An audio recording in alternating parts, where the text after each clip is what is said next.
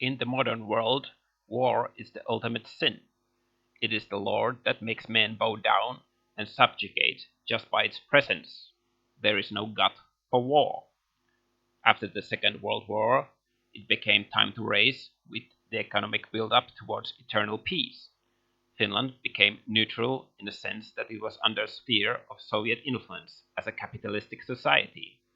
This meant mental gymnastics when it comes to understanding history, things like Molotov-Ribbentrop Pact and what started the Soviet invasion in 1939.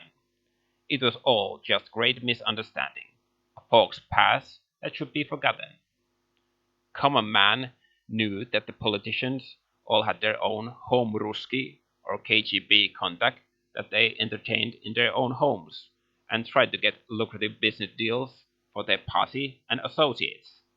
Some of this money from Eastern trade also fell into the pockets of common man. Of course, there was no corruption and no spies, and it all happened in the great friendship of these two nations.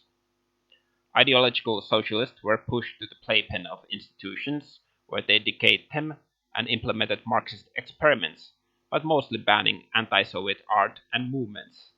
A diet version of Russification that made nationalists seethe in the previous century.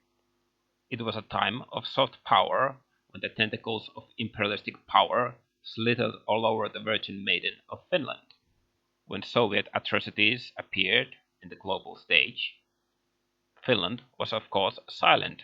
Even after the fall of Soviet Union, the slime of the tentacles was still on the skin, and the tentacles came back to pleasure this maiden of Finland. The politicians of the previous era called Russia back, and at the current time our politicians are shouting in unison how extreme left and extreme right are working for the benefit of the Russian. But I must ask, even after the decadent period of Finlandization, who approved gas pipelines in the Finnish Sea? Who sold the real estates next to Finnish military bases and critical infrastructure to Russians? Who allowed Russian citizens to get high positions in the government? Who said it was Russophobic to criticize this economic dominance? Whose political tutors had direct connections to the KGB? Who lined their pockets with rubles? Who sold the Finnish citizenship like toilet paper? Who demilitarized and kept army at the minimum?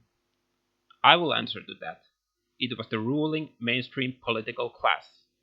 Maybe that heavy use of vodka with their KGB has decayed their memory, but history will not forget. This was a very dubious era.